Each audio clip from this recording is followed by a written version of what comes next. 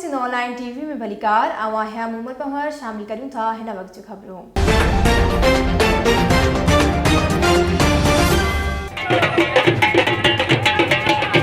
नाज़रीन, सिविल अस्पताल ठट्टो जी मुलाजमन ऐं संदन घर भातियुनि पारां सिविल अस्पताल क्वार्टर्स में सुई गैस जी अदम दस्तियाबी खिलाफ सिविल अस्पताल ठट्टो खां नेशनल प्रेस क्लब ठट्टो ताईं रैली कढी वई।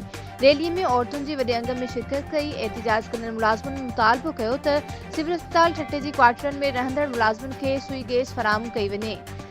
सिंध ऑनलाइन टीवी जे ब्यूरो चीफ दरिया खान खुश्क मौजूद रैली जी अगवाणी बाबू हिदायतुल्ला फाज़लानी, हाजी मोहम्मद असद खुश्क, हाजी इब्राहिम समेजो, अजीज पलेजो, शाहनवाज खुश्क, गडू लाहौटी, बाबू सिद्दीक, मोहम्मद बख्श, अनवर जाखो, मंजूर चांडियो ऐं अनवर पलेजो कई।